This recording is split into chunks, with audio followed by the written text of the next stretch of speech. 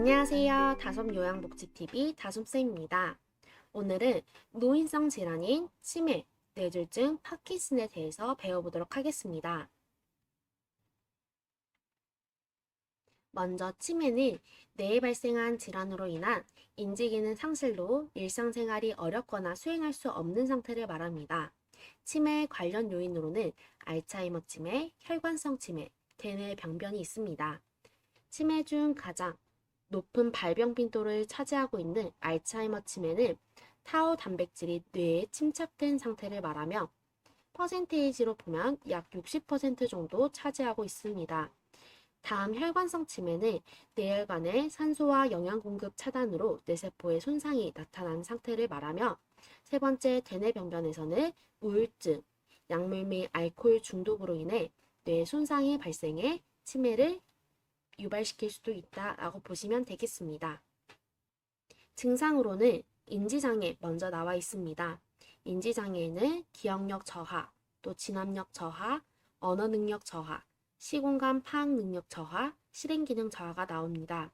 기억력 저하는 이제 최근의 기억, 단기 기억이 저하되는 것들을 대표적으로 볼 수 있으며 진압력 저하에서는 시간, 장소, 날짜, 또 계절, 심하면 사망까지 생각해내지 못하는 진압력 저하 증상을 볼 수 있습니다. 다음 언어 능력 저하에서는 대화 중 적절한 단어가 떠오르지 않아 말문이 자주 막히는 언어 능력의 저하를 볼 수 있으며 시공간 파악 능력 저하에서는 시각적 공간을 파악하는 것이 어려운 것을 저희가 볼 수 있는데요. 시공간은 시각적 공간을 말합니다. 그래서 어떠한 것을 구분을 잘 하지 못하냐? 예시로 들면은 화장실과 거실 같은 것을 제대로 구분을 하지 못해 물건을 두지 말아야 될 곳에 두는 것을 확인할 수 있습니다. 마지막으로는 실행 기능 저하가 나타나 옷 매무새가 흐트러진 증상을 볼 수 있습니다. 정신행동 증상에서는 우울증 증상을 보이기도 하며 이때 대상자가 말수가 줄고 의욕이 없으며 우울한 기분을 표현하는 것을 볼 수 있습니다. 정신증으로는 망상, 환청, 환시를 나타내며 초조 및 공격성도 종종 보이며 수면장애에서는 밤에 배회하고 낮잠을 자는 것을 저희가 확인할 수 있습니다. 치료 및 예방으로는 인지기능 개선제를 사용하는 것 같은 약물요법을 진행할 수 있으며 이것은 병원에서 3개월에서 6개월 정도 치료를 진행한다라고 보시면 됩니다. 다음 비약물적 요법 보시겠습니다. 비약물적 요법으로는 환경 개선, 행동 개입, 인지 및 활동 자극을 해주셔야 되는데 환경 개선에서는 치매 대상자들에게 단순하고 구조화되며 안전한 환경을 제공을 해주시면 되고요. 안전한 환경 제공. 인지 및 활동 자극으로는 수공예와 간단한 물건 만들기가 있습니다.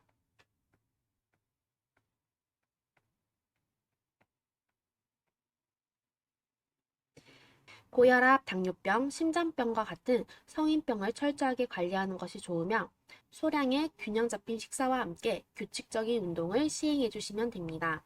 마지막으로 대상자에게 취미활동 및 사교활동을 권장하여 치매가 진행되는 것을 예방할 수 있습니다.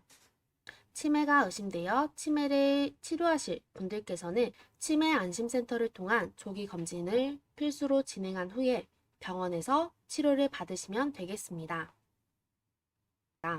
건망증과 치매 구분해 주시는 것 굉장히 중요한데요. 건망증은 생리적인 뇌 현상을 말하며 치매는 뇌 질환을 말합니다. 우리 그래서 치매는 만성질환이라고도 말씀을 드렸었죠. 서서히 발생하는 만성질환입니다. 더 확실하게 구분하기 위해서는 세 번째를 비교를 해주시면 되세요. 건망증은 힌트를 주거나 혹은 시간이 지나면은 곰곰이 생각했을 때 기억이 나는 것을 말하고 치매는 힌트를 주어도 기억해내지 못합니다. 건망증은 또 일상생활에 지장이 없으며 치매는 일상생활에 지장이 있고 간호가 필요하다 라고 구분을 해주시면 더 쉽게 보실 수 있습니다. 치매 단계별 특징과 증상 보겠습니다. 치매는 초기, 중기, 말기로 나뉘게 되는데요. 먼저 초기 보겠습니다. 치매 초기는 혼자서도 지낼 수 있는 수준으로 물건을 둔 장소를 기억하지 못하며 물건을 자주 잃어버리는 것을 볼 수 있으며 전화통화 내용을 기억하지 못하고 반복해서 질문하는 행동을 보입니다. 또 세 번째로 자기 물건을 잃어버리고는 남이 훔쳐갔다고 의심을 하게 되는데 이때 훔쳐갔다고 의심을 할 때에는 대립은 안 되고 수용을 해주시면 되세요. 수용은 하고 함께 찾아주시면 되겠습니다. 함께 찾기. 다음 치매 중기 보겠습니다. 치매 중기 때는 도움 없이는 혼자 지낼 수 없는 수준으로 최근 기억과 먼 과거의 기억에 부분적인 상실이 나타납니다.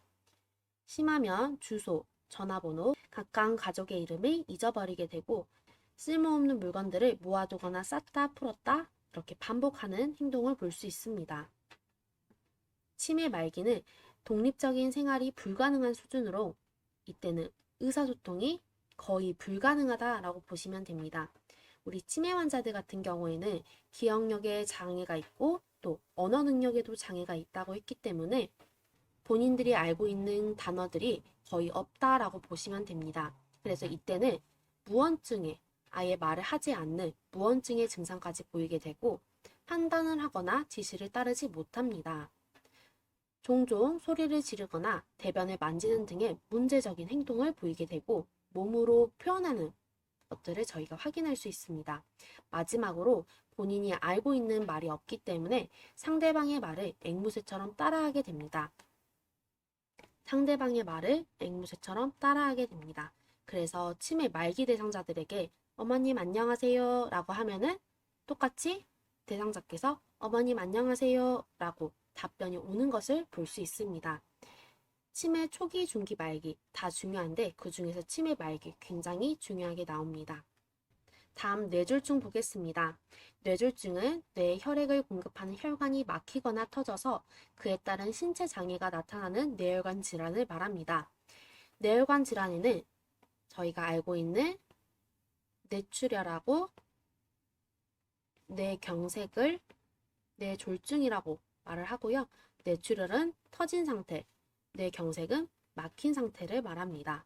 관련 요인으로는 흡연, 스트레스, 비만이 있고 고혈압, 당뇨병, 심장병을 앓고 있는 대상자들이나 뇌졸중에 과거력이 있는 사람들은 뇌졸중이 발병하기 쉽습니다. 마지막으로 고지혈증은 혈관이 막히는 지방으로 인해서 혈관이 막히는 질환으로 뇌졸중을 또 유발할 수 있다라고 보시면 됩니다. 뇌졸중의 증상 보시겠습니다. 뇌졸중의 증상은 손상된 뇌의 반대쪽 팔다리, 안면 하부에 갑작스런 마비가 오는 것으로 우리의 뇌는 오른쪽과 왼쪽 뇌로 나뉘게 되는데요. 오른쪽과 왼쪽. 오른쪽 뇌에 손상이 오면은 그 반대의 왼쪽에 편마비가 오게 되고 왼쪽 뇌가 손상이 되면은 오른쪽에 편마비가 온다라고 보시면 되세요. 제가 이렇게 그린 것처럼 오른쪽 뇌의 신경은 왼쪽과 연결이 되어 있고 왼쪽 뇌의 신경은 오른쪽과 연결이 되어 있어 교차로 발생한다라고 보시면 되겠습니다. 그 다음 전신마비와 함께 의식저하가 나타나며 반신감각장애를 보이기도 합니다. 여기에서 반신감각장애는 감각 이상, 감각 소실이 나타나게 되는데 이때 남을 살갑거나 저리고 불쾌한 느낌이 드는 것을 반신감각장애라고 합니다. 우리 치과에서 마취해보신 분들 있으실 거예요.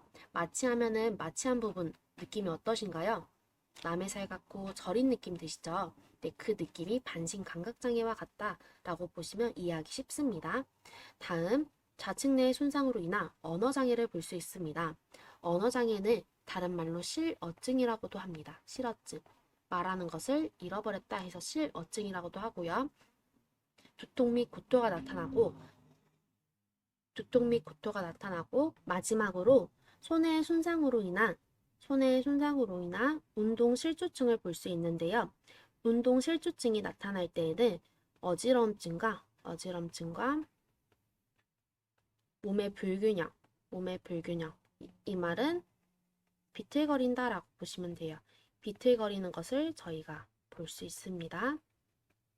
그 외에 시력장애, 삼킴장애, 치매가 뇌졸중의 증상 중 하나이다. 치료 및 예방으로는 현기증, 팔다리 저림, 뒷골 통증 등 뇌출혈의 전구 증상 관찰이 정말 중요하고요. 전구 증상 관찰 정말 중요하고, 두 번째로 동맥경화증, 고혈압 등을 예방하고 갑작스런 자세 변경은 피해 주시면 되겠습니다. 마지막으로 삼키는 것이 어려운 대상자는 식사 시 폐로 흡입되지 않도록 주의하는 것 꼭 기억해 주시기 바랍니다. 밑에 표 보시겠습니다. 뇌졸중의 전구 증상. 한쪽 팔다리 마비와 감각이 이상이 나타나면 뇌졸중 의심해 볼 수 있고요. 한쪽으로 계속 넘어지거나 갑자기 심한 두통, 발음이 분명치 않거나 의식장애로 깨어나지 못할 때에는 뇌졸중으로 의심해 볼 수 있습니다. 우리가 병원에서 뇌졸중을 발견하는 것 이외에 일상생활에서 발견할 수 있는 방법으로는 대상자에게 웃어보세요 이렇게 말을 했을 때 입모양이 삐뚤어지고 평소와 다르며 한쪽만 올라가지 않았을 때 뇌졸중을 의심해 볼 수 있습니다. 그거 이외에 양손을 들어보세요, 말해보세요 했을 때 대칭적이지 않거나 한쪽만 힘이 빠지는 것이 관찰된다면 뇌졸중을 의심해 볼 수 있습니다. 다음 파킨슨 보겠습니다. 파킨슨은 중추신경계에 진행되는 퇴행성 변화로 신경 전달 물질인 도파민을 만들어내는 신경세포가 파괴되는 질환입니다. 도파민이 부족해서 파킨슨 질환 생긴다는 거 기억해 주시면 됩니다. 관련 요인으로는 중내 이상으로 도파민 분비 장애와 염색체 돌연변이, 뇌졸중, 중금속 중독 및 약물 중독, 기타 퇴행성 뇌질환으로 인한 파킨슨 병이 발생할 수 있습니다. 그림에서 보여지는 파킨슨 질환은 떨림 증상이 보이게 되고요. 몸이 앞으로 살짝 상체가 숙여지는 자세를 보이며 경직된 자세를 또 관찰할 수 있습니다. 증상에서는 무표정, 동작이 느려지는 서동의 증상도 볼 수 있으며 근육이 경직되고 균형 감각이 소실됩니다.